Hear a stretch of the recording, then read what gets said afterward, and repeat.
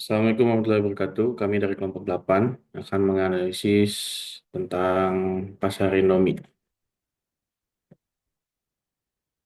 Yang pertama, anggota terdiri dari 3 orang. Saya sendiri Zinaik Aziz dengan NPM akhir 20097 dan ada rekan saya Hasan dengan NPM akhir 23080 dan ada Zaidan Yafi dengan NPM terakhir 23057. Yang pertama, saya akan menjelaskan tentang segmentasi pasar Indomie di berbagai negara. Indomie adalah salah satu merek mie instan yang paling sukses di dunia dengan penetrasi pasar di lebih dari 100 negara. Untuk mencapai kesuksesan ini, Indomie menggunakan strategi segmentasi pasar yang cermat berdasarkan beberapa elemen utama. Yang pertama ada segmentasi demografis. Usia. Indomie menargetkan kelompok usia yang luas, mulai dari remaja hingga dewasa. Mie instan dianggap sebagai makanan cepat saji yang digemari berbagai generasi. Yang kedua ada pendapatan. Produk ini dirancang untuk menjadi terjangkau bagi semua lapisan masyarakat dari kalangan menengah ke bawah hingga atas. Lalu yang ketiga ada status sosial. Indomie menawarkan produk dengan harga ekonomis, namun juga memperkenalkan varian premium seperti Indomie Real Meat untuk segmen pasar kelas atas. Lalu yang kedua ada segmentasi geografis. Yang pertama adalah wilayah. Indomie menyesuaikan rasa dan pemasaran berdasarkan preferensi lokal. Misalnya, varian rasa Indomie mie goreng sangat populer di Asia Tenggara, sedangkan varian rasa seperti chicken curry lebih digemari di Afrika. Lalu ada iklim. Didengar dengan iklim dingin, Indomie lebih menonjolkan varian mie berkuah yang memberikan sensasi hangat. Lalu yang ketiga ada segmentasi psikografis, yaitu yang pertama ada gaya hidup. Indomie menargetkan individu dengan gaya hidup sibuk yang mencari makanan cepat saji, terjangkau, dan lezat.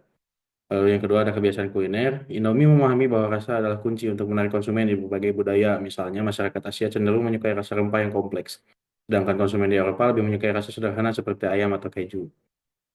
Lalu yang selanjutnya ada penyesuaian produk Indomie untuk berbagai pasar. Indomie sangat sukses karena mampu menyesuaikan produknya agar sesuai dengan preferensi pasar lokal. Berikut beberapa contoh spesifik. Yang pertama ada Eropa. Di Eropa ini, Indomie penyesuaian produknya yang pertama ada penyederhanaan rasa. Seperti yang tadi dijelaskan bahwa di Eropa itu kan ada lebih menyukai rasa yang lebih sederhana dan lebih apa namanya, sederhana seperti ayam atau keju karena itu memang makanan keseharian mereka. Nah, di sini penjelasan rasa di sini Indomie menghadirkan rasa seperti barbecue chicken atau cheese yang lebih familiar bagi lidah konsumen Eropa. Yang kedua adalah label kemasan.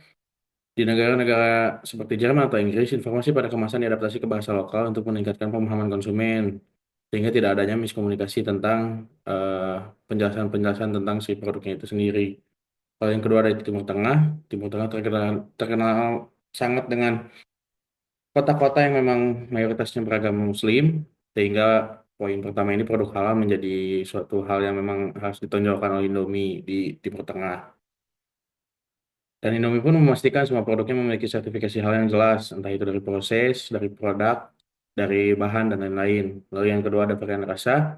Indomie menawarkan rasa khas seperti lime flavor yang sesuai dengan preferensi kuliner Timur Tengah, yang dimana rasa ini adalah rasa daging kambing yang dimana itu menjadi makanan keseharian dari budaya Timur Tengah. Lalu yang terakhir ada Indonesia. Yang pertama ada keberagaman rasa lokal. Sebagai pasar asal, Indomie menawarkan rasa otentik Indonesia seperti rendang, soto, dan ayam geprek yang tidak ditemukan di negara lain karena itu merupakan makanan-makanan khas dari Indonesia sendiri. Lalu yang kedua ada strategi promosi. Indomie sering bekerjasama dengan selebriti lokal untuk menarik perhatian generasi muda. Lalu yang selanjutnya akan dijelaskan oleh rekan saya, Kang Hasan. Nah, untuk selanjutnya ada kelebihan dan tantangan dalam Indomie ini ya. Pendekatan Indomie yang menyesuaikan rasa sesuai dengan referensi lokal memilih sejumlah kelebihan dan tantangan yang perlu diperhatikan. Nah, untuk kelebihannya sendiri yang pertama ada peningkatan daya tarik pasar lokal. Nah, peningkatan daya tarik pasar lokal ini dengan menghadirkan rasa yang familiar bagi konsumen, Indomie dapat dengan mudah diterima dan disukai di berbagai negara. Untuk selanjutnya ada peningkatan penjualan dan loyalitas. Konsumen cenderung lebih loyal terhadap produk yang terasa dekat dengan budaya atau cita rasa lokal mereka yang meningkatkan peluang pembelian berulang. Lalu selanjutnya ada diferensi kompetitif. Nah, menyesuaikan rasa membuat Indomie lebih kompetitif dibandingkan merek mie instan lainnya yang mungkin hanya menawarkan rasa standar global. Lalu selanjutnya ada peluang diferensifikasi produk. Pendekatan ini memungkinkan Indomie memperluas portofolio produknya untuk mencakup pasar yang lebih luas dan berbagai preferensi rasa. Lalu selanjutnya ada tantangan. Yang pertama, biaya penelitian dan pengembangan. Nah, biaya dan penelitian ini, penyesuaian rasa membutuhkan investasi besar dalam riset pasar, pengujian produk, dan pengembangan formula yang sesuai dengan selera lokal. Lalu selanjutnya ada logistik dan produksi. Produksi rasa yang berbeda di berbagai negara memerlukan pabrik lokal atau distribusi kompleks yang dapat meningkatkan biaya operasional. Lalu selanjutnya ada dalam tantangan ini ada resiko ketidaksesuaian rasa. Tidak semua rasa yang disesuaikan akan diterima dengan baik oleh konsumen lokal. Jika gagal, hal ini dapat merugikan secara finansial dan menciptakan persepsi negatif terhadap merek. Lalu selanjutnya ada konsistensi merek.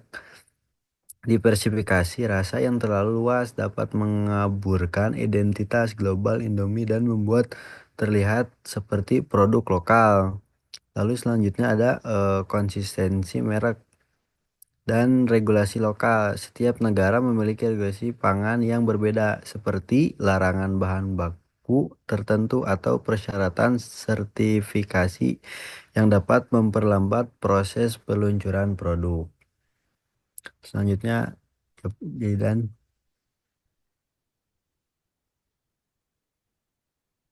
Boleh next ke slide selanjutnya.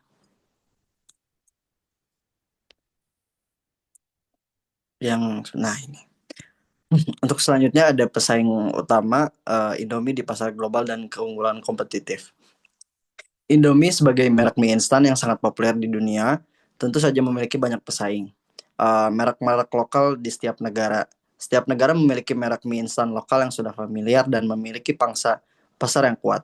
Contohnya seperti Nissin di Jepang, Nongshim di Korea Selatan, Mama Instant Noodles di Filipina, dan masih banyak lagi.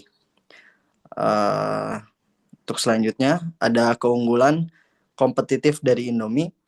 Meskipun menghadapi persaingan yang ketat, Indomie berhasil mempertahankan posisinya sebagai merek mie instan terpopuler di dunia.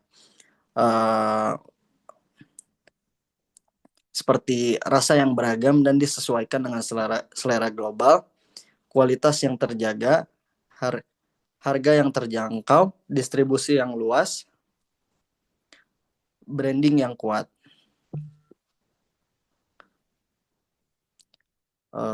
Untuk selanjutnya,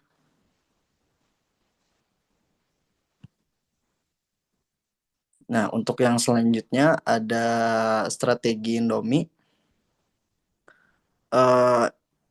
Yang pertama ada inovasi produk yang berkelanjutan, seperti varian rasa yang baru, kemasan inovatif, kolaborasi dengan brand lain. Lalu yang kedua ada penguatan merek, seperti branding yang kuat, yang lalu digital marketing, lalu juga ada sponsorship.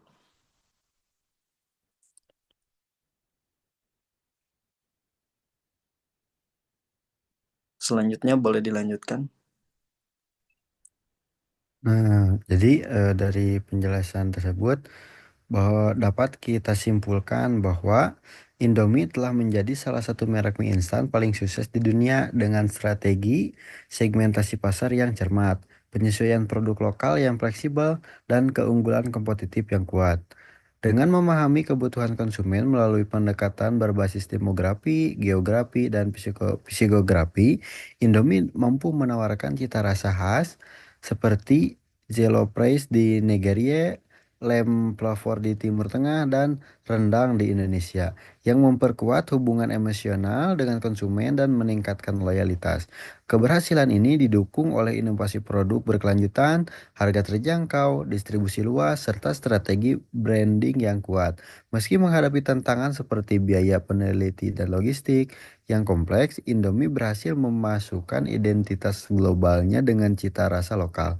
menjadikannya bagian integral dari budaya kuliner di berbagai negara. Mungkin sekian paparan presentasi dari kelompok kami. Mohon maaf bila ada kekurangan dan kami ucapkan terima kasih. Cukup sekian. Wassalamualaikum warahmatullahi wabarakatuh.